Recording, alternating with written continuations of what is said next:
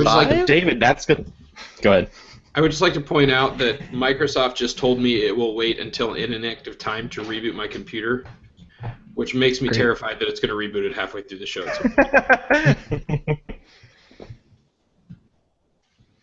That's so true. Although I updated my laptop to Windows 10 Anniversary Edition and it went fine. I'm fairly sure that happened to me today, but I didn't do it on purpose. I don't even know what Anniversary Edition is, to tell the truth. Yeah, I haven't really paid too close. I know that my sign-in screen looks differently, and there's now a notification center that puts numbers on my taskbar, and I'm kind of annoyed by it. But that's basically what I know. Is it kind of like Millennium Edition? Everywhere. What? Does that mean I'm on Anniversary Edition because everything is orange now?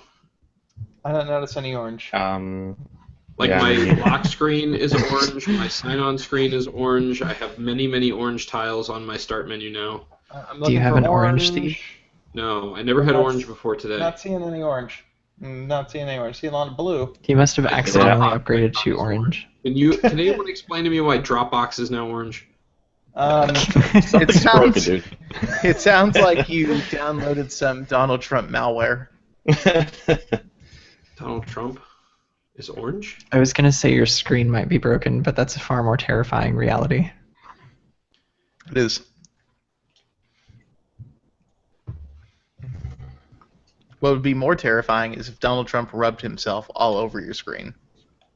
You had to go there. You took it too far. I did.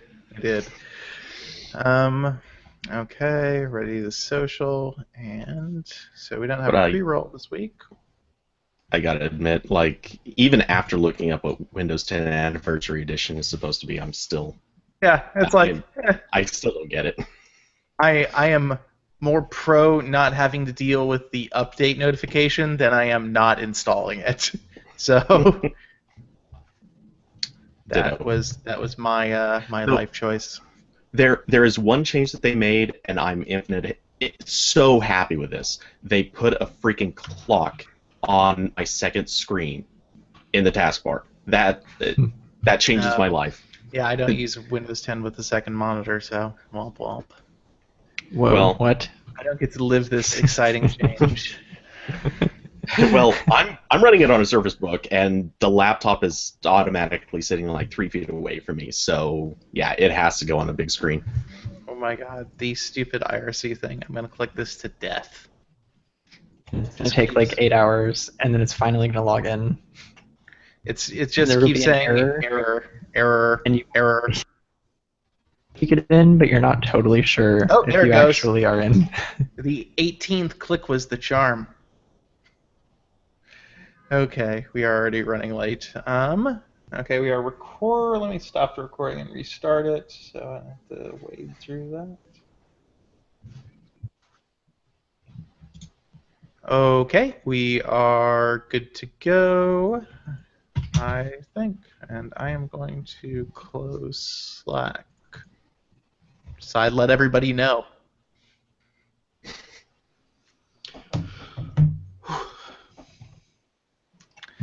Okay. We are recording, and let me social it. So, just so I'm clear, no sponsor today? No sponsor. No sponsor. Let me get rid of the word from our sponsor then.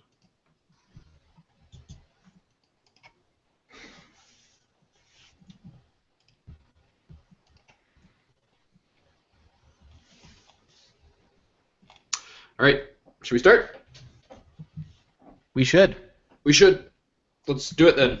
I'm in favor. I haven't done that in a while. Figured I'd do that. That's not enthusiastic. Oh well. Welcome to the Android Police Podcast, your weekly audio source for all things Android. It is Thursday, August 4th, 2016. I'm your host, Matthew Smith. I'm David Reddick. I'm Liam Spradlin. And I'm Cody Toombs. You know, I've got to say before we start here that I'm having this beer here that is an Imperial Stout flavored with peanut butter essence, and it is terrible. Oh, peanut butter essence? Yeah, and the guy was telling me, oh, this is amazing, you're going to love this, it's so good. I will never trust him again. Well, I will tell you that I am having also oddly flavored IPA with pineapple. Yeah, it's a big thing right now, the pineapple IPAs. Pretty good, though. It is phenomenal. Oh God, they're like a guilty pleasure. The fruity and citrusy IPAs. I will never. Well, you guys, I'm going coconut water. There's actually a coconut IPA I've had. It's pretty good. Pretty decent. Actually, I could kind of believe that. I'm not even a beer drinker, but I could totally see coconut IPA. All right, so we got stuff to cover, guys. Several exclusives. Also, a new phone from Samsung you might have heard of. Starting off with the new Nexus launcher, which news came out this week. There is a new launcher, and it is not an update to the Google Now launcher. So we've seen the actual APK. You can find it places, download it, and install it. It's out there, and it's new, and some kind of interesting quirks to it. Yeah, so it is called. So when you install it on a Nexus device, it shows up as the Nexus launcher. Apparently, if you install it on a non-Nexus phone, it just shows up as the generic Launcher 3, which is Google's name for the AOSP launcher. So it's probably built on top of Launcher 3, which I assume Google Now launcher was or is built on as well. So the main difference is obviously that you've got this Google pull tab thing, but you can't pull on it when it's installed on the device with N right now. Probably requires a newer version of the Search APK and or Google Play services and or potentially other things for all the stuff to work as it should. You know, the animations are all kind of wonky too for stuff like the search widget. So yeah, it's got the pull-up app drawer, which is the big change with the frosted glass. It isn't as frosted as I initially thought. It is less frosty. It is translucent, and that's something. Yes. I can't wait to theme that little permanent arrow that's always there. Yeah, the arrow to me is kind of.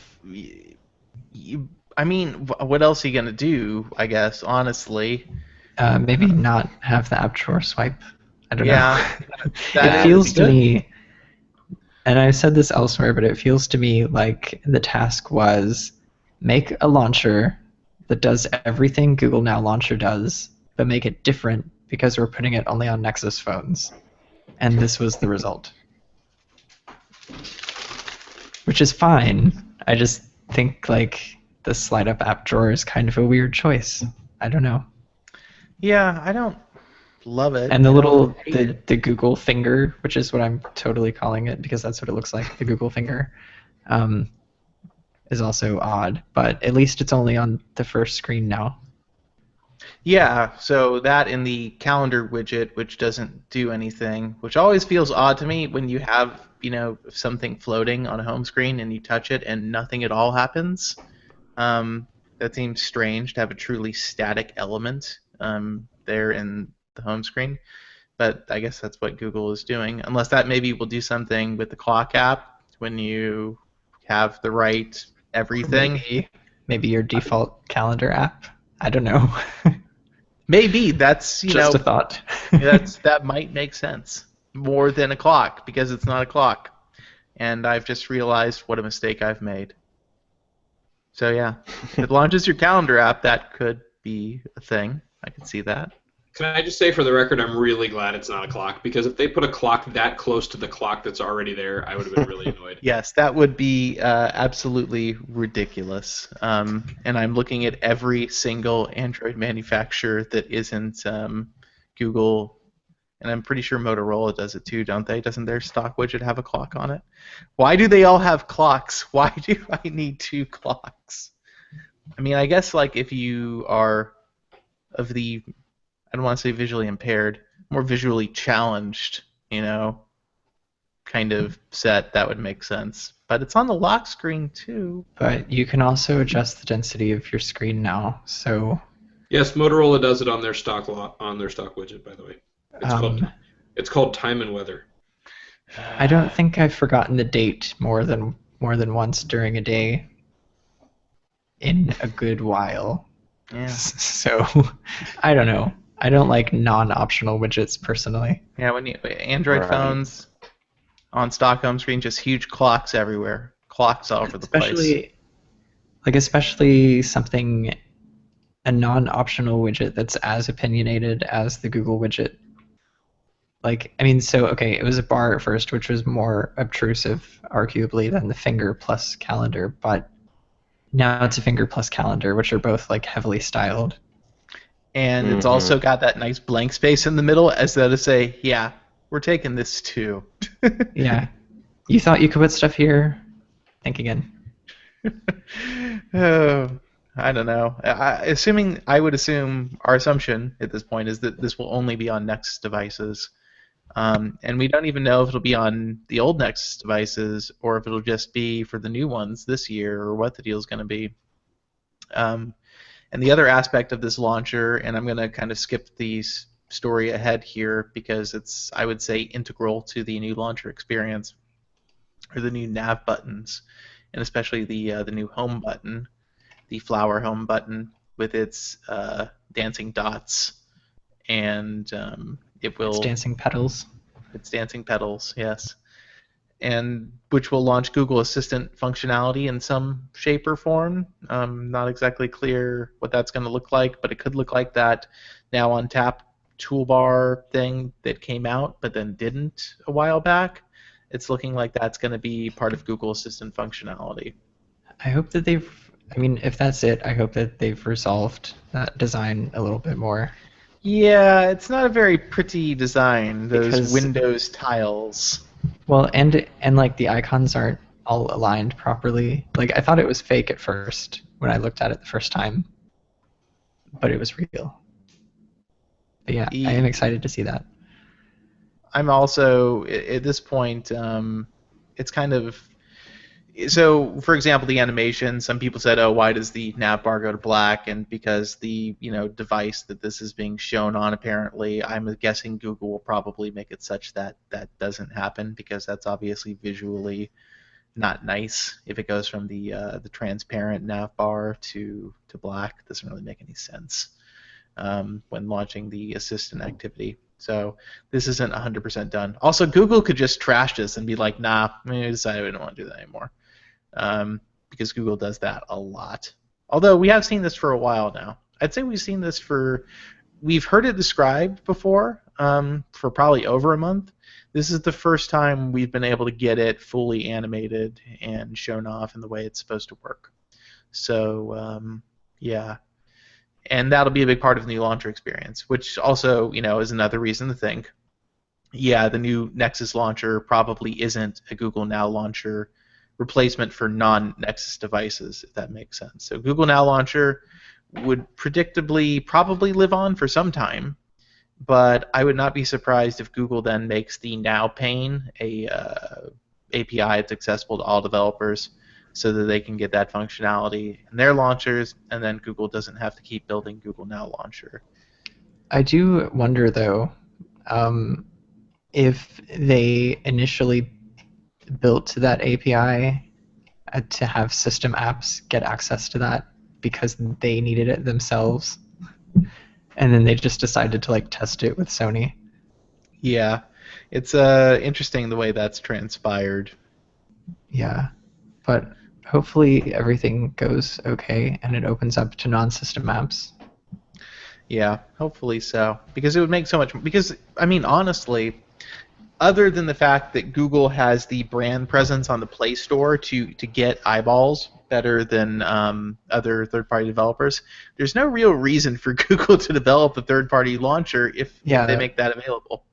So, well, and the weird thing about it is, to me, you include that as an exclusive feature to Google Now Launcher, ostensibly to get people to use the launcher so that they'll use Google. But if you want them to use Google, you can make it more available by allowing other developers to integrate it too. Yeah, it's like, what else are they gonna use, honestly? Right. So, yeah, it would make a lot of sense for them to do that, because then they can focus on the Nexus launcher and developing the Nexus experience, and let third-party developers who develop much more powerful launchers anyway, for the people who really do like that, let them do that. I mean, honestly, most of the reason I think people download Google Now Launcher is literally the pain. So, make that public, and there's a lot less reason to continue making it. whereas Nexus Launcher can be something that Google will have the freedom to literally do whatever they want with. And if you don't like it on your Nexus device, you can always just get something else. You can. Yeah. I don't know, if you were to install another launcher, you'd probably still have the animated home button, though, right? I mean, I'd have to think. I don't know. That's a good question. So actually, one of our sources has said that if you turn off Google Now in the Nexus launcher, that the flower button goes away, and it's just a solid white button. So the indication is that you have to have some level of Now functionality available to the system for the home button to look that way. So I wonder if it would look that way with the third-party launcher. It's a good question. Yeah, I wonder if disabling it would turn off Assistant as well. Because if that's the case, then I think it all kind of makes sense. I would not be surprised. So that's another good thing to bring up, actually. I would not be surprised if Google Assistant, Now on Top Now, all of that gets bundled into a single on-off sort of experience. But isn't, Assistant is just supposed to be the new way that Google talks to users. So I don't even know if it's a separate thing so much as just the new way of doing things. I think that the way they unveiled it, though, was like a brand, like a product, regardless of how it works. And whereas Google Now, I honestly wonder if the Google Now brand is going to die, especially considering there's a Nexus launcher now. There's not a Google Now launcher, and maybe the pane just becomes the Google pane, and not the Google Now pane. I mean, I don't think you want to call it the Google pane. That just sounds bad. Okay, the Google T-pane. Well, I could kind of see Now going away just because Now on Tap hasn't really done all that well. So they pushed the Now pane itself kind of into the background, and Now on Tap is just it's a dead end. Yeah, I mean, I assume the Now cards would just be part of what Assistant does for you. Yeah. I'm still waiting on more cards to be announced, by the way. More cards. We need. I don't know. All the cards. There hasn't been any loud news about that lately. I would not be surprised if that's because they're going to wait for Assistant to be like, look at all of these functions that we never mind developed 6 months ago, but it's okay, they're new. So yeah, it would. I mean, because it seems obvious to me at this point that the narrative for Assistant is going to be built around the new Nexus phones to start with. The idea that you will be able to get the full Google Assistant experience on these new devices with the launcher, with the new nav buttons, and that the phones they'll be Nexus phones, but you know what? Okay, I'm going to go down the rabbit hole here. The reason that's a G on the back is because these phones are about a Google experience. They're Nexus devices, but the experience is really about Google and Google products like Google Assistant. I think so. Yeah. That makes sense to me. So, and this also brings up this weird question of, so we're seeing all these new features that, most of our leaks are sourced via, and this is something we are comfortable saying, they're sourced via the unreleased Nexus phones. And that's why we're titling our post as such and saying that we don't know if these are coming to current Nexus devices. That's also why we consider, two in one part at least. There are numerous reasons why we consider the info reliable, but this is one reason. So I guess my question is, we have Android N official. Artem doesn't seem to think it's going to launch this month, but he suggests that maybe Evan, EV Leaks, is right that it could launch this month, very late this month. And so I guess that brings me to, what are we actually going to see in the official OTA for the current Nexus devices if the new Nexus phones aren't announced yet, which I don't think they will be this month. That seems unlikely at this point. Didn't Google Now Launcher ship on new Nexuses and not come to previous phones at first? It did. Yeah. You're right. Yeah. So I think I would expect it to be the same. But I don't recall it lasting very long. I think it was less than 2 months. But that was different though, because the new Nexus phones were announced before the current ones got the new version of the OS too. So you think that will happen again? I don't know. I don't think so. I would assume that the current Nexus devices will get Nougat before the new phones are released, if not announced. Really? That would be very strange because they said, Nougat Final is going to be basically, it's got to be in August. I mean, they have September if they want it. Yeah. But it seems like that would be an inordinate amount of time. Maybe they just kind of, we've been assuming, and that's how, maybe we'll have to wait till mid-end September. I don't know. They could be doing just a really long bug fix cycle because they've made it clear that developer previews 4 and 5 would basically be sort of final versions, but that was like feature final. They didn't say that it was going to be, sort of like Apple does a Master Gold, where basically everything's done. They might fix a word or two or fix really super tiny bugs, but that's, this could just be we're done with features. Everything else is solid, and we'll ship it when we're actually ready and the bugs are locked up. And I mean, there are other things that they're working on too. Like Home is supposed to launch in the fall. Allo was supposed to launch in summer, I think, right? And what else? Daydream is coming too, I think. So maybe, I don't know.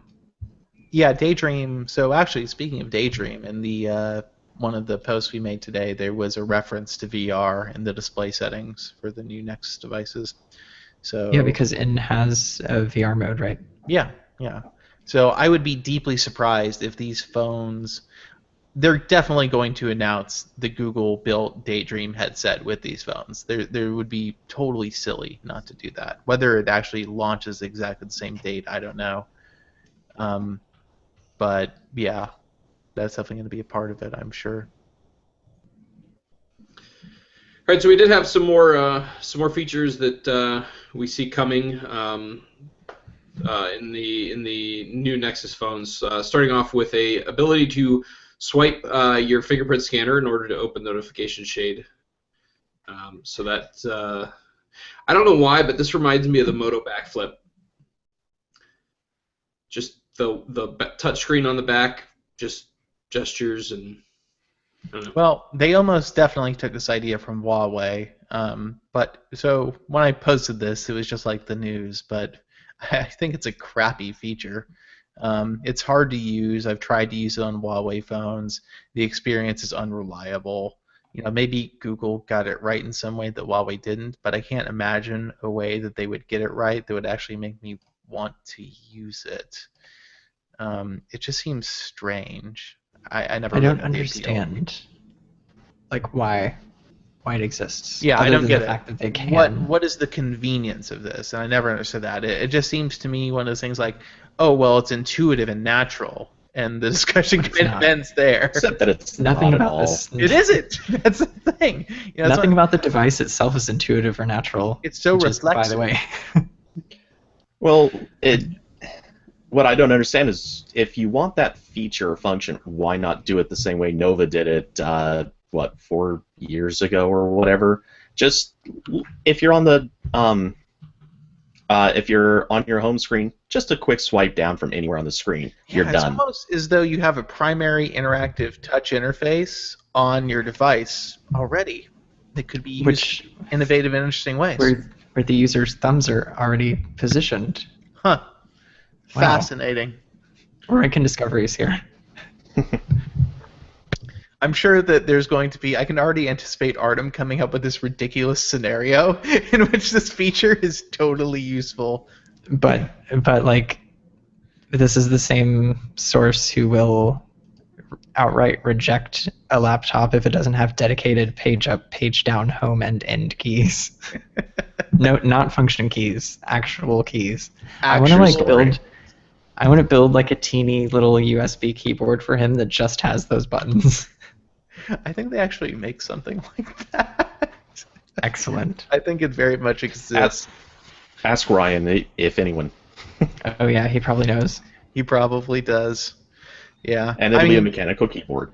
So this speaking of this gesture, we may as well talk about the other gesture in the next story here. So there's this new settings area in the new Nexus phones called Moves, which I don't think that's going to be the final name. I think that's what they're calling it internally for now, because to an end user that makes no sense. It's like, oh, you're moving to do things, but like that's way too cute. Nobody's gonna really quite intuit that, I don't think. Anyway, this moves area is where you can toggle the new gestures, of which there are 2, and a total of 4 gestures. So the first one is obviously this swipe the fingerprint scanner to open your notification shade. The second one is the ability to double tap when the screen is off to turn on ambient display, which, considering the new Nexus phones are flat, will probably be helpful because you won't be able to rock them to turn on ambient display, which is how I always use it with my Nexus 6. That said, with a fingerprint scanner on the back, I find ambient display to be generally unuseful anyway. The reason I liked ambient display was because, in situations where I have to actually unlock my screen, it's easier to use ambient display to see if I had notifications. Yeah, I feel like I don't know if there's ever been a time that I've actually like quickly glanced and read anything off ambient display. Like basically I see it and I'm like, oh, there's something, and I touch and then I read it on the actual screen. So basically, even if you had unlocked the screen as normal, it would have been the same basic experience. Yeah, exactly. Faster. But it is interesting that you bring up that the Nexuses are flat. There's no camera bump. Did the camera go inward, or did the battery come outward? That is the question. Because those are the only 2 options, as we know. I think they might be fairly thick comparatively, compared to most current smartphones. I'm fine with that too. I think everybody's okay with that, actually. Yeah. I think that would be the battery came outward approach. I like that. Yeah. And I just saw that the screen was stuck on Matt in the video show. Oops, I unstuck it. So yeah, the double tap gesture for ambient mode. Oh, and according to a source, if you disabled the double tap mode, double tap doesn't do anything. So yeah, it's just for that. And ambient display will still work on pickup in the new devices with double tap enabled. That's in the little animation tip that we published. I guess you can triple tap to actually turn on the display, huh? Technically. I guess, yeah. Great. All right, so we'll talk a little bit about some camera features coming up as well. So this is an update to the camera app, the Google Camera app, which in theory I would like to think would affect any phone that uses that app or anyone who's downloaded it and uses it by choice. Starting off with some new grid options, some manual exposure control, stuff like that. You know what, Matt? I'm scared of the dark because we skipped nightlight mode. Oh my god. Nightlight mode. Oh my god, we can't skip that. I'm sorry. Let's go back. By the way, Liam, you've had a clock widget on your video this entire time. Just like to point that out. I always do. It's redundant with my Windows taskbar clock. I'm offended. You really need to know what time it is in both analog and digital formats. Yeah, but I can't tell time on that thing. It has no tick marks. It's impossible. It's also not facing the right direction, so it's a hopeless pursuit anyway. It is facing the right direction, though. I can tell. It's facing East Coast, which is odd. Actually, no. It doesn't even look like it's on East Coast time to me. It looks like it's an hour behind East Coast. How can you even tell? Because I can see your video.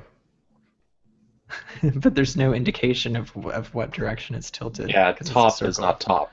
It is for me. I can tell it's 6:02 right now, and it looks like it's about 8:03 on that clock. I'm with David on this one. Like The time is wrong. The time is wrong on that. Damn it, Liam! I can read a clock. No, you can't. Stop. So nightlight mode is night mode from the current developer preview. I shouldn't say current. From past developer previews. Developer previews of yore.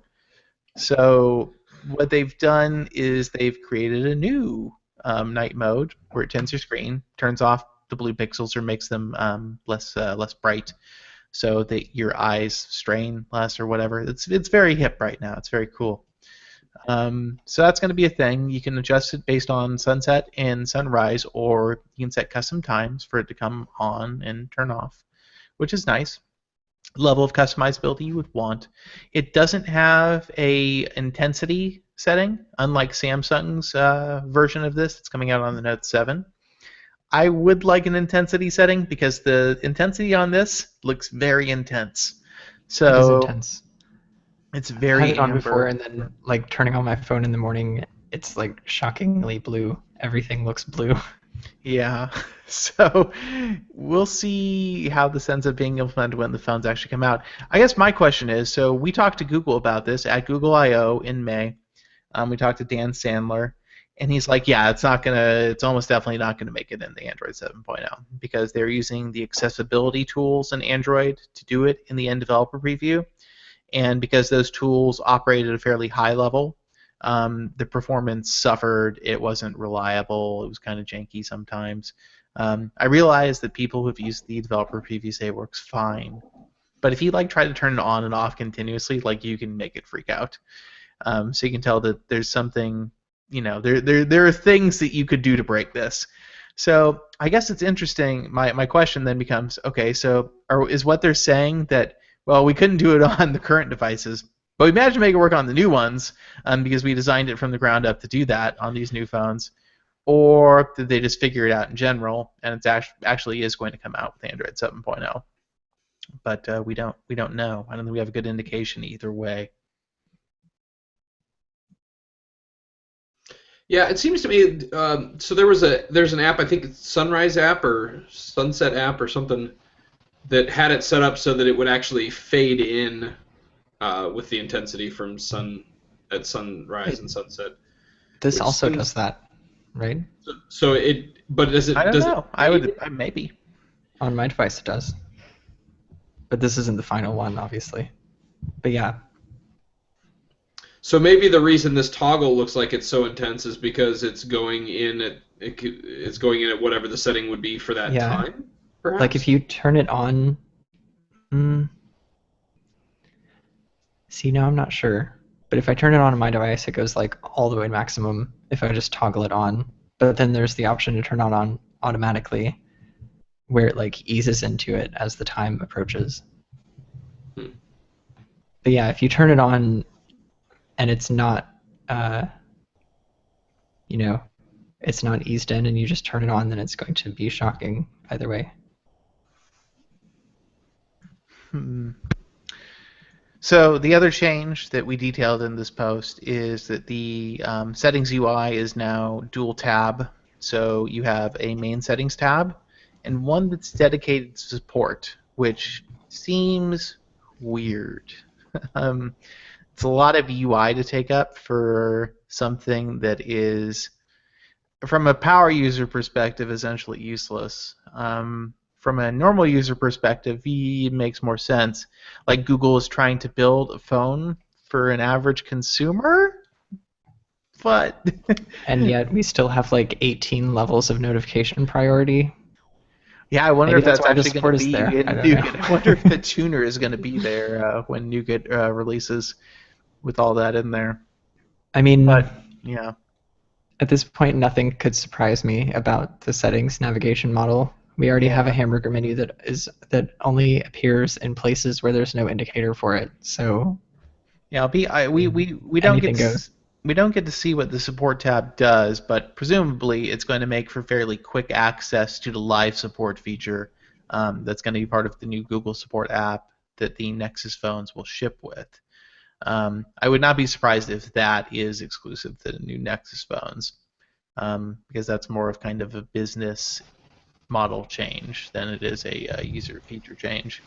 So it seems like this kind of change was more about appealing to a mainstream user, somebody who hits the gear because they understand how something works, or they're confused by something and want to try to change it. Putting this big bold support tab up there is hey, if you need help, it's over here.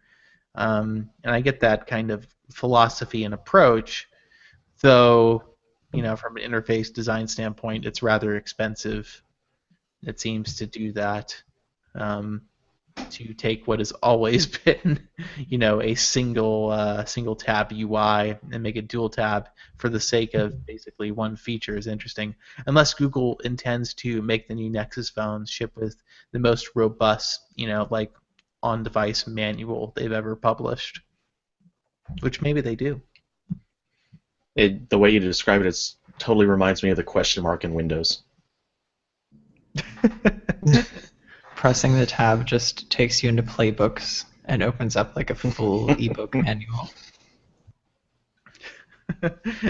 Nexus 2016 user manual, page 1 of 527.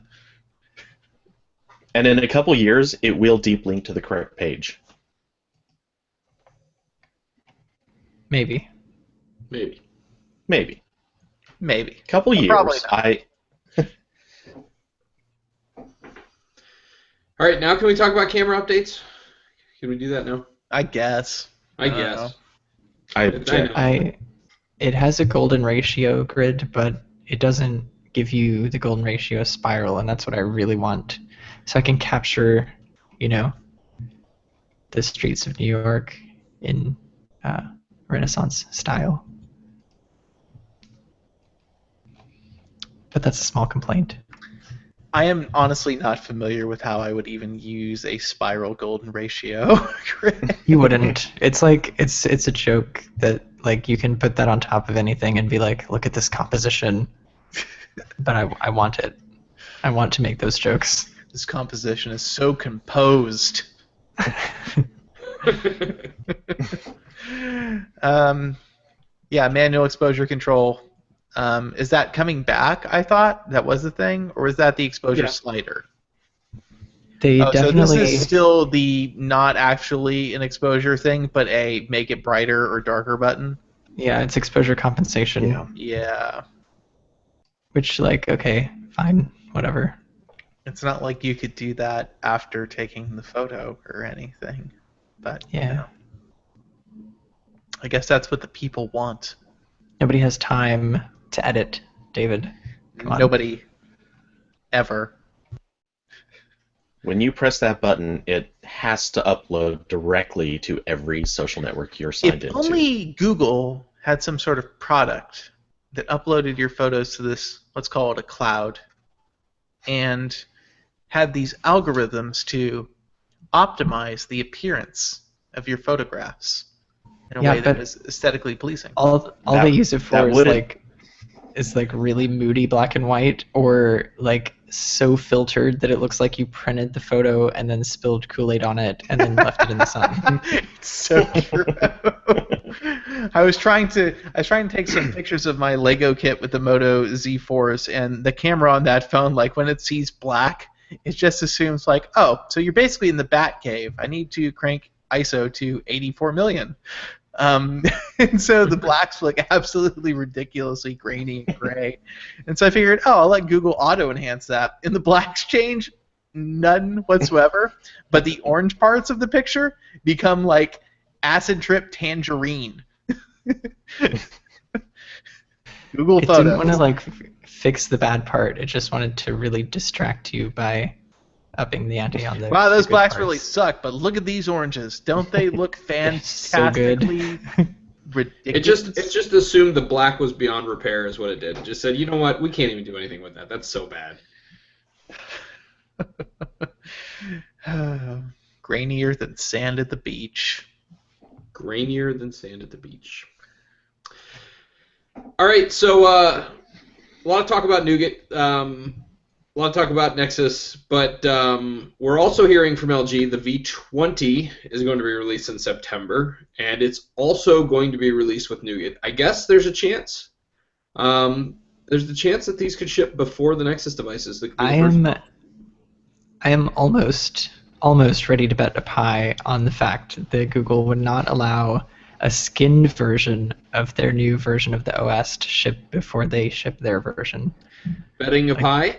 Almost? That would be unprecedented. So you know what? What? I didn't bet anything, for the record, David, before you get too excited. So when I saw that, I was like, how would LG even know? Like, I mean, I get that they're a Nexus partner, but why would Google be like, yeah, you can say that? So I asked. And they asked Google, and Google's like, yeah, you can say that. That's fine. Seriously? Yeah. Who did they ask? They asked Google. Because They asked for clearance on the statement, and they got it. I feel like this is the situation where you would like, you know that your mom's gonna say no, so you go ask your dad. He's like, yeah, sure, whatever. I don't care. Huh. I'm still curious if they just They call him Dave Burke when he's half asleep. Yeah, can we just go ahead and say that our phone's gonna launch with Android Nougat? Yeah, sure, whatever. Okay. I'm still wondering if they just called up the marketing department and were like, hey, so can we totally do this? And the marketing department's like, yeah, we think they're going to release sooner than that, so yeah, who cares? And this was all done over the phone, like there's no emails. no papers. No written Oh man, yeah, that is. So I was surprised when I got that answer. I was, But flabbergasted. I'm still like pretty darn sure that they're not going to ship a phone before Google. You mean before the new Nexus? Yeah. Oh, this phone's definitely coming out in at least one. Or before. So you definitely think that current phones are getting in before the Nexuses ship?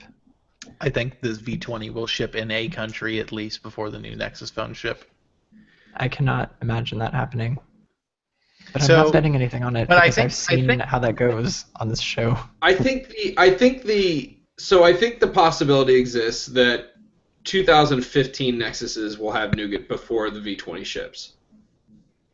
I think that's possible. I am not willing to bet on it because weird things are happening with Nexuses and new features, and so my theory here is Google explicitly signed off on this because what they've decided now, well, we have the Nexus phones, and what we care about now isn't the Android version. We care about the Nexus experience, the Google experience on these devices. So yeah, you can ship your phone with Android 7.0, but it's not going to have all of the cool new shit that we're going to have on our phones like 3 weeks later. Yeah, you can have the underlying OS version. Thank you for being a, valuable partner in our ecosystem. Meanwhile, LG turns around and says, "Yeah, well, yours isn't going to have friends." Isn't the Android version number exactly what Google should be caring about, though?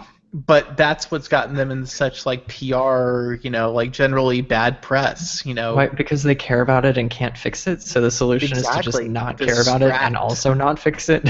Exactly. Yeah, don't even pretend to care about it. Just forget it. Yep. I honestly think that may be the way they're going. Because Sundar really Pichai don't. went out of his way to say there's a lot of room for innovation software on the Nexus phones and Android, and he's right. But I don't think that. I don't know. I think the believe that marketing they're going narrative may shift that way. that they're going to change the entire approach just to sell Nexus phones on the strength of new features. Which is But essentially what an Nexus OS phones don't update sell is. that well, so and that hasn't been working. So it would make sense in change a it way completely. to change strategies. I mean, I'm sure they won't deprioritize OS version so much as emphasize the additional functionality. I'm highly suspicious, if you can't tell, but we'll see. We will see. Okay, so I am going to pitch an alternate story for this. Remember back when everyone was fairly certain LG was going to do another Nexus, even though we all kind of were certain they weren't? What if they agreed to do it, agreed to build the phone, agreed to basically everything, and they even worked on it with Google, at least to the point where they started on building Nougat on it. And they got all the sign-offs, and then somewhere along the way it's like, yeah, we're not actually going to do this. Let's just stick to HTC. And I mean, we at that definitely point, know it's that like, can happen. yeah, oh, no kidding. I don't And know. LG's like, look, we already got the agreements. You committed to us, so we're shipping on the date we said we were, and we're shipping with Nougat because that's the agreement we made. You know- and you signed off. So All right. Interesting story that I now have enough distance from to tell. Not about LG, though. So, and this is 100% hearsay. I can't verify any of it, unfortunately.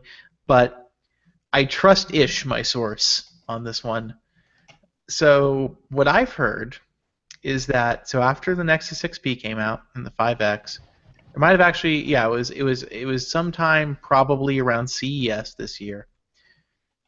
Google had partner meetings, and they talked to Huawei, and they said, you know what? We want to sign a multi-year contract with you to make Nexus phones. And so they got into negotiations, and eventually it got to Google's stipulation, your brand can't be on the phone. And Huawei walked away. I completely believe that. I completely believed it when I heard it too. Damn. Apparently, it was literally the executive level. Richard Yu himself made the decision. Said, "Nope, we're walking away from this. We refuse to do this partnership." And it was at that point. Because what's in it for Huawei at that point? This actually probably was before CES. I'm wrong about the timing. It might have been at even at IFA last year or something. It might have been before the current Nexus phones came out. Because I know for a fact they've been working on Marlin Sailfish for quite a while. So anyway, Huawei walked out. And so they signed the agreement with HTC instead, because obviously HTC is desperate. And HTC will agree to anything. So as to whether they were working on something with LG, I don't know. I would think that LG, more than almost anybody, has shown a dedication to providing updates to their devices, the underlying OS, very quickly. They've been very good about it. The G4, got Android Marshmallow before pretty much any other phone, aside from Nexus's. LG was wicked fast, so I think LG just wants to make that a selling point of their phones. You know, whether or not the V20 was some kind of scuttled Nexus thing, I don't necessarily think it was. The V series last year, the V10 did not strike me as a potential Nexus phone. It was pretty specialized in what it did. So, yeah, I don't think a Nexus phone would ship with the extra screen. Yeah. Yeah, Google would that definitely does seem unusual. Ixnay on the extra screen A issue for sure. So yeah, that's what I heard, and I am inclined to believe that could have happened. It makes sense given everything we know about Google's hardware aspirations. Yeah, so it was a very and interesting the fact story. that apparently the HTC Nexuses only have a G, and that's it for the whole phone. Yeah, that's so wild to me, which encourages again this thing that Google no longer wants to focus on the Nexus brand and underlying Android so much as it's the Google Experience phone. I think you're tying two concepts together that don't necessarily need to be tied together. You know what, Liam? I'm not seeing any pies laid out on the table here, all right? You lay out a pie, I'll lay out a pie. Please make this happen. A small pie. Okay, so we need to somehow twist this into a mutually exclusive pie bet. Okay, let's do a pie bet. I want to do one. So we're going to have to actually do some work to make this happen. But I think it's a worthwhile pie bet. It's very interesting. So I am very interested. Either if Google does a press release or a press event, it doesn't matter, we are going to count the number of individual times Google says Assistant versus Nexus. No, we're not. No I reject way. this bet. That's completely arbitrary. And it's so complete. I'm sorry, but there's no question. There's no way to make that bet, especially considering the phones don't have the word Nexus on them, and we don't even know if they're going to be called Nexus. I think they're definitely going to be called Nexus. I have no doubt about that. Okay, the person dictating the terms of this pie bet tells me that he thinks they're going to be called Nexuses, therefore I should adopt the bet. I'm not going for that. All right. Besides, most of the last few Nexus presentations, actually, when's the last time they did a presentation? Anyway, the last few times that they've done anything related to a Nexus release, they don't talk about the phones that much. They go so hard on the OS and the features and everything else that they're promoting. Well, what's to say about the phone, really? Oh, no way. They said Nexus a ton of times at the event last year. I remember. I was there. I just remembered. It's talking about like Nexus Hub and like Nexus Professional Audio and Nexus Imprint. Nexus Imprint. They said Nexus a lot. Nexus was definitely high on the vocabulary list. I'm still not going for your trap, David. But yeah, I still think that the Assistant will be the major selling point for these phones when they're announced. That Definitely deep Google integration. Hey guys, I'm just going to point out that we've been at this for about 50 minutes and we haven't even talked about the major flagship phone that it announced this week. Not even once, not yet at all. Good for us. Yeah. Yeah. It shows some diversity in our conversation skills or something. I don't know. But we should absolutely give some time. The Galaxy Note 7 was announced this week. Snapdragon 820, 5.7 curved Super AMOLED iris scanner, which, yes, iris scanner, it's real. Was announced this week. You can pre-order it right now from AT&T, Verizon, T-Mobile, and Sprint with a couple of freebies. So yet again, we've got a Note device announced, and yet again, it has failed to blow away absolutely everyone. I don't know. It kind of feels to me like the V10 has taken over as the phone that blows you away from the Note, because the Note's just basically a S7 again, just bigger with a stylus. Right? Hello?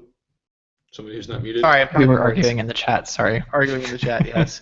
The Note 7 is an S7 Edge with stylus, a slightly revised industrial design, improved, I would argue, over the S7 Edge in most ways, and a smaller battery and a bigger screen.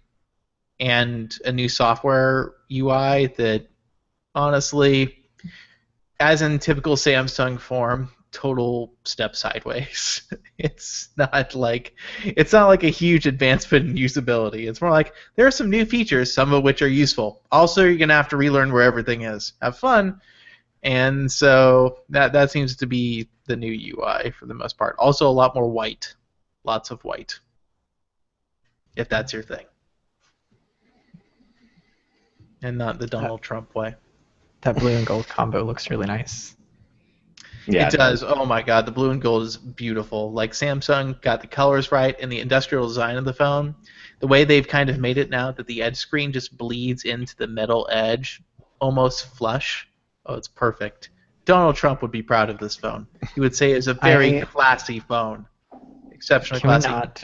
Except that the gold version is not coming to the United States. Sad. That's a pity. Very sad. So we only get the black, we get the blue, and the silver gray or whatever. Is that the other color? I almost want this, and I almost want an S7 Edge, but I oh my god! After you hold the Note 7, the S7 Edge is like, the S7 Edge is nice, but you hold the Note 7 and you're like, oh. But that's the thing. Like, the industrial design of the phone is incredibly striking, but I cannot deal with hardware nav buttons. I can't. And as for TouchWiz, say what you will about it. I don't want it. I'm not a huge fan. I don't hate it, but I'm not a huge fan or anything. Oh, also, the Note 7 will have HDR video, which, whatever. Yeah, so it's a nice-looking phone. The MSRP in the US appears to be $850, which is a metric shit ton for a smartphone these days. But I guess that's probably what most people expected. 64 gigs of storage, standard, which is really the one internal upgrade over the S7 Edge. Same chipset, Snapdragon 820, same cameras, same RAM, same basically everything else. Same display panel technology. No real improvements there, apparently. So, if you want this phone, I wouldn't say there's any reason not to get it. So much as it's a lot of money for a phone that probably gets slightly inferior battery life to the S7 Edge, and yet costs more money. but you get more storage and a bigger screen. So I guess it depends on what your priorities are there. What was the screen size on the S7 Edge? 5.5? Yes. So it's 0.2 of an inch bigger. Correct. I'm not going to lie, I still like it. I like it too. I mean, the blue version is like people, anybody who's knocking the blue version is just trying to be cool. Which, by the way, a lot of people are knocking the blue version. Blue version looks outstanding, especially when it was pointed out to me that the anodized aluminum is slightly orange. I was all over that. I was talking to the guy who one of the designers on it, and yeah, he was very proud of his orange aluminum. They've also upgraded the frame from the S7 Edge to 7000 series aluminum, so it should be much more dent resistant because the S7 Edge is not dent resistant, and I have an S7 Edge that clearly shows that. So this should survive falls with less battle scars. I hope that the new Nexuses are strong too, because my 6P has some serious battle scars. I seriously doubt they will be. I've dropped this thing on literally every kind of surface you can drop something on. In fact, one time, the screen actually came out of the frame a little bit, and I just pushed it back in, and it went. When you pushed it back in, did you warm it up with a lighter first? I'm just trying to figure out if there's. I'm just trying to figure out if there really are real world scenarios where phones will get bent. Oh no, I did not. Although if I had, I would probably make a video about it. Yeah, probably. Probably. Right. Probably get about 1 million views on YouTube too, plus or minus. So the new Note 7 has a USB Type-C connector, which of course means that they had to make a new Gear VR to go with it, since the old VR had a micro USB connector. But the new one also has a micro USB connector, so it has backwards compatibility, if that's your thing. So. Yeah.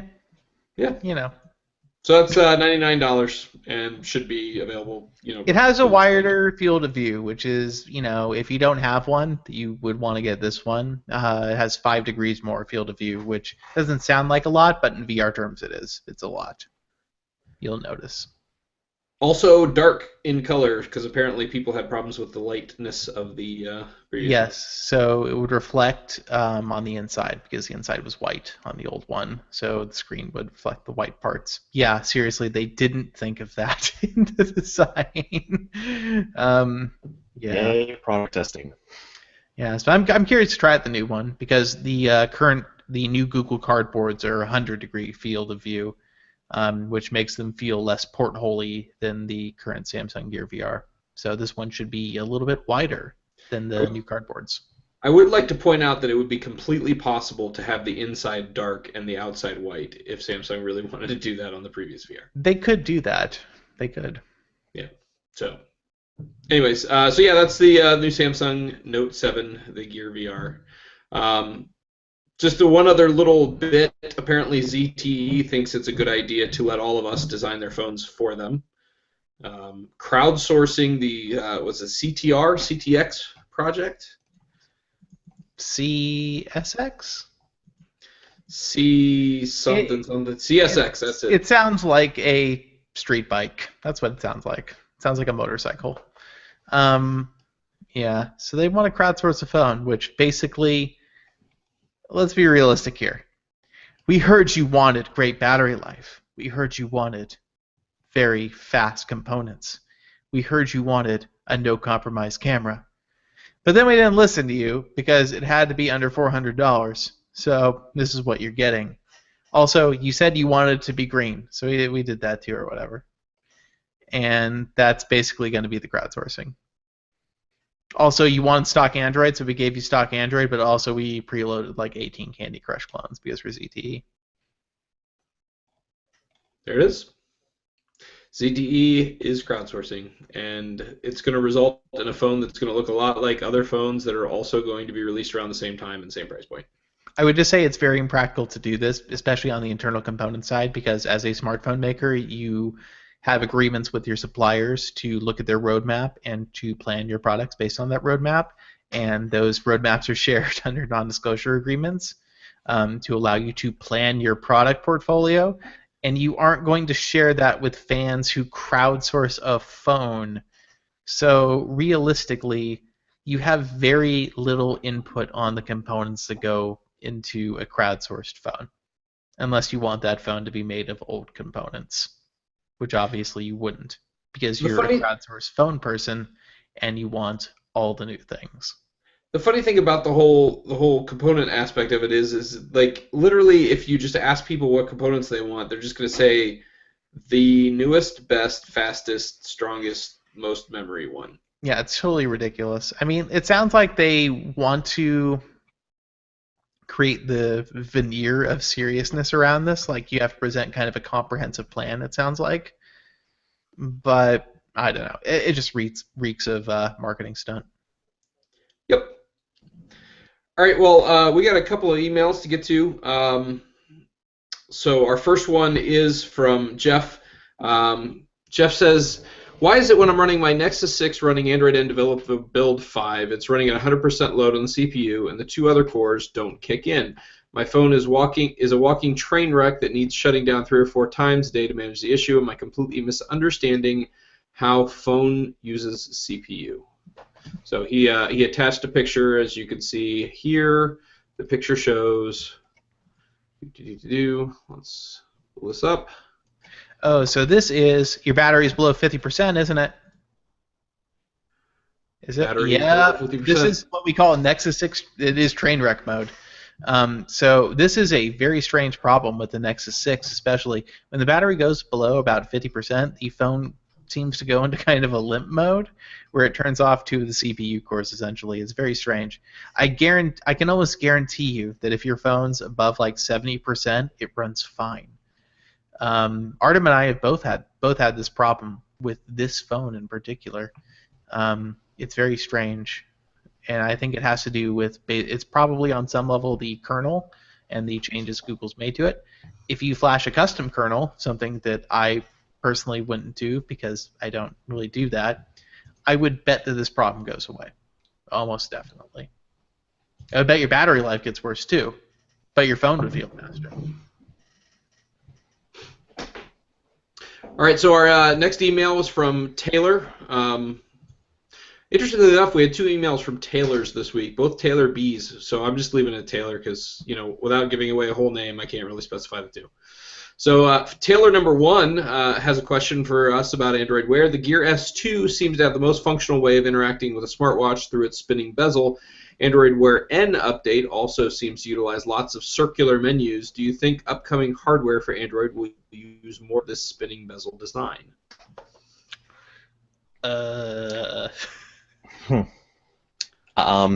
Yeah, that's predicting what they're going to do with hardware on Android Wear is just, it's such a lost cause. They're going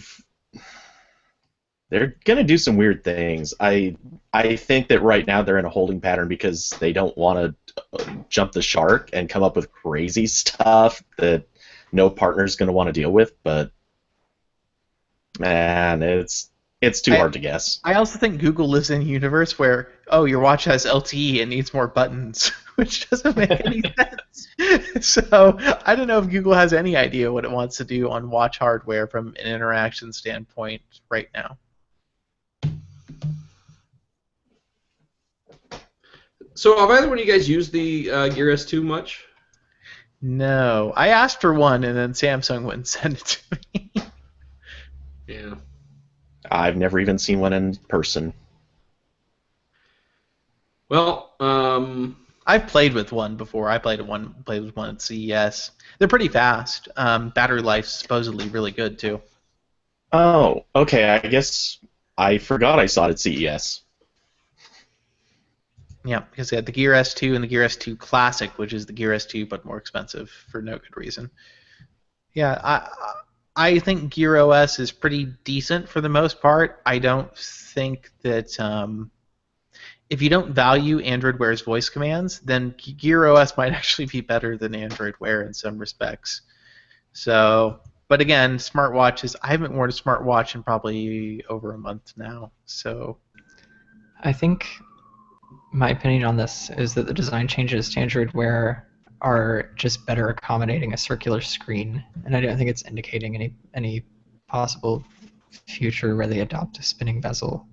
Like, Yeah, I don't see them that. optimizing the UI around a spinning bezel, to be honest, because that would kind of, they would have to revamp pretty much every aspect of I want the to see UI a square. I want to see a square watch with a spinning bezel. Now that would be cool. I would do that. So, I will say though, why does a bezel have to spin? Why not do like a touch-sensitive bezel that you could run your finger around? That makes way more sense to me.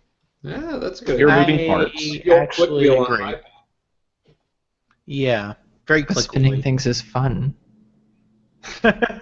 Counterpoint. This is more enjoyable. I accept this as tactile response. I like it. Yeah. But at the same time, I don't want it to wear out. I want Soli. That's what I want. Oh, no. I want the Magic Radar watch, please. Just, yeah, exactly. Could you just do that?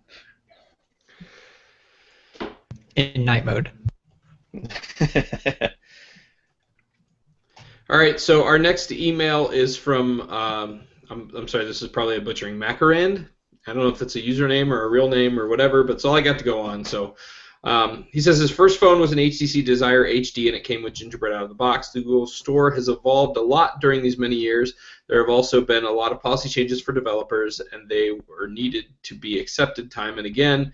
As Google owns Play services and bundles it to OEMs as a default service for their devices, leading a majority chunk of Android devices running it. Isn't it Google's wee bit responsibility to check the top grossing apps available on their store for improper content rating and false advertising? There are many top grossing apps in Google's Play Store which are completely misleading to end users. Apps that claim to make the phone run faster, battery last longer, boost device capabilities are such rampant. It's all in context. They obviously dwell on app advertisements and use that to advertise even more so. So this particular user is particularly of the opinion that Google should kind of feed out, I guess, of the top apps that advertise they can do things that are just not possible. Yeah,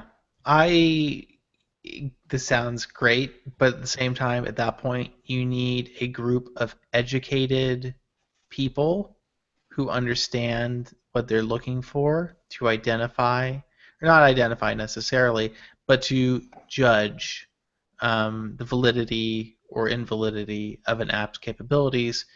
And at that point, I don't know if it's worth it for Google to be that entity, because at that point you may as well just make the walled garden. Just say, you know what, we're just going to validate every app submission, because by then, you know what, you would have so many people that would have to be doing this, because it could take days or weeks to investigate an app like this to figure out what does it really do, what are the arguments.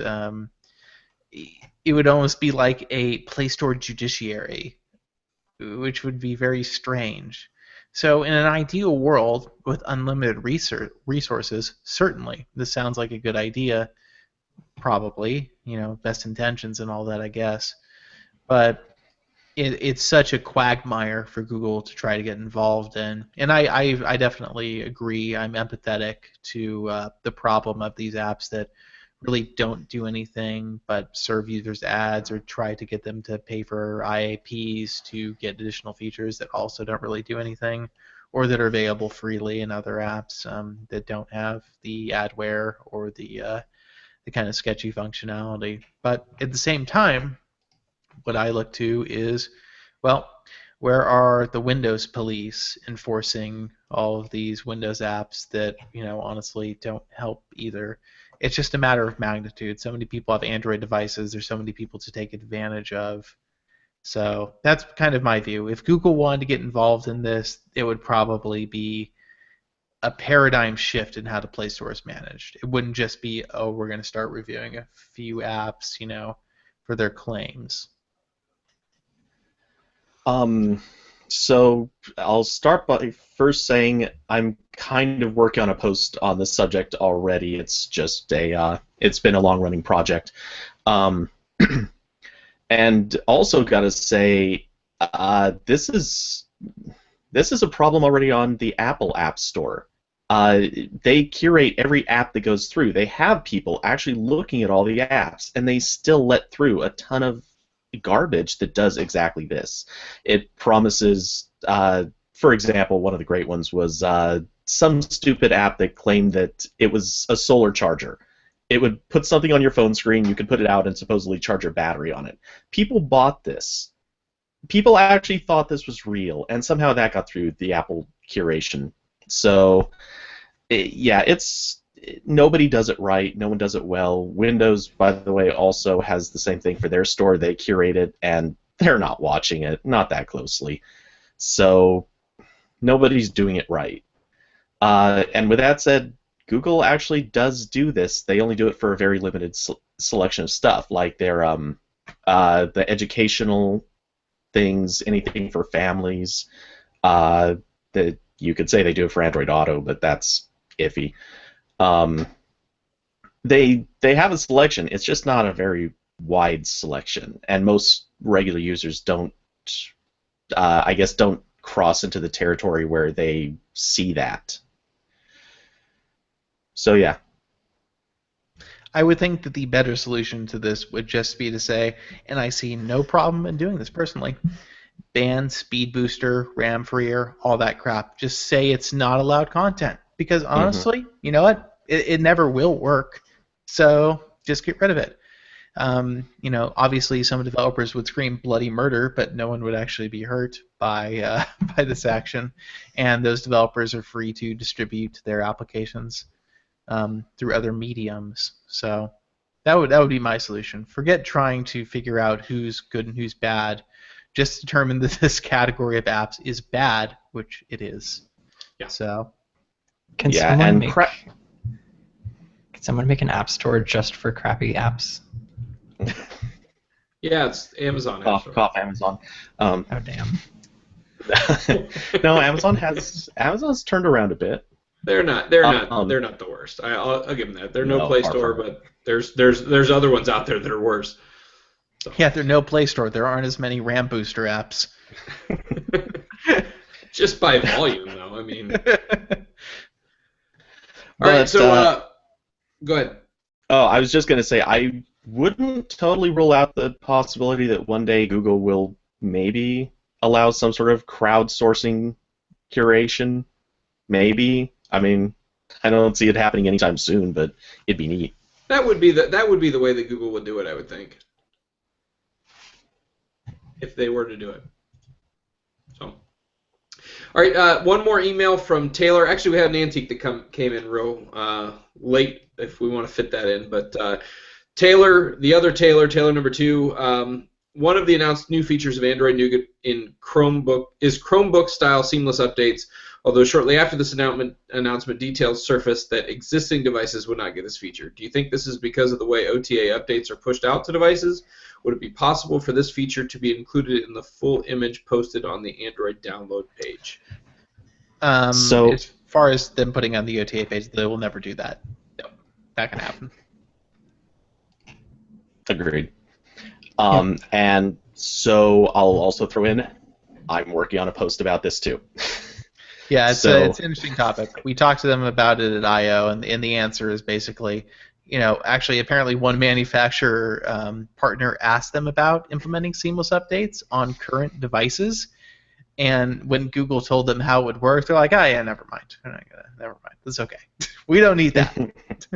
So actually, and there's no requirement that manufacturers implement it on new devices either, and many probably will not, because they won't see a real benefit to doing that. At least in terms of management and difficulty of managing. So yeah, they won't bring it to current devices. Hopefully the new Nexus phones will launch with this feature, but I wouldn't even necessarily be certain of that. I just imagine like the the old Chrome hamburger icon that like decayed as your Chrome got more and more out of date. I hope they do that, but with like the status bar or something. That would be awesome. That would be fun. Yeah. All right, but go ahead. Sorry, I keep doing this. To answer the short version of the question, it's entirely because it's such a mess to try to move around partitions, and it's risky. You run a huge chance of breaking a phone. It's just not worth it. So they don't want to go to the trouble of trying to fix that. That's not to say it wouldn't be feasible to like reformat a device and start it fresh that way, but I don't think they want to try to back support it. It was told to us that sure, you can do this. It would require a connected device to do it, though. Mm-hmm. And at that point, it's just off the table. You can't tell users that you need a computer to install this update. Yep. Also, your device needs to stay plugged in. Your computer needs to stay powered on. And if something breaks, well, you're screwed. So, yeah. There you go. All right, so like I said, we had a last-minute antique come in. I'm just going to show this one up on the screen here real quick. It's been a while since we've had an antique. But this one is a very thick Samsung device. We've got several pictures here. Does this have a sliding? No. So it looks like it has a battery case on it? Yeah. GTI 9000. It's a Galaxy S. Galaxy S. Yeah, that's battery pack. So this was a single-core Samsung, I believe, is the Hummingbird processor at 1 gigahertz and 512 megabytes of RAM. It came in 8 or 16 gigabyte storage variants. I believe the battery was well under 2,000 milliamp hours. It might have been like 15 or 1,600, something like that. This was the rounded rectangle that started it all. It was, yeah. So this one is running Android 4.4 on a ROM. Impressive. Wow. Impressive. Why not? I want that button. I so want that button to be a fingerprint scanner. Oh my god. Okay, so I was actually looking through some old posts for an unrelated reason the other day. Do you remember Samsung's first fingerprint scanners? You had to swipe. Yeah, there was that wasn't that long ago. On the Galaxy S5, wasn't it? Yeah, and they were awful. Oh yeah. I remember getting a laptop with one, and I thought it was so cool. No, think back to the Atrix where you had to swipe, but the fingerprint sensor it had like metal contacts on it, and it was ugly, and it was wildly unreliable. I remember that as well. Yeah. So glad I never owned that thing. So yeah, the original Galaxy S. Yeah. Quite a so I believe the display on that was what 3.5 inches or was it 3.7? I don't recall specifically. The size of a postage stamp. Yeah. Ooh-wee. That original back on it has been scuffed to death. But hey, removable battery, keeping it alive. Yep. All right, well that's it for this week's show, guys. We only went 20 minutes long. No big deal. Only. I take the blame. All right, so guys, if you have any antiques, home screens, questions, comments, concerns you want to send to us, you can send them over at podcast@androidpolice.com. You can also leave us a voicemail question. That hasn't happened in a while, but you can still do it. It still works. It's 530-HELLO-AP. That is 530-435-5627. You can also find us on Twitter at Android Police and on Google Plus and Facebook. All right. Gonna start the broadcast.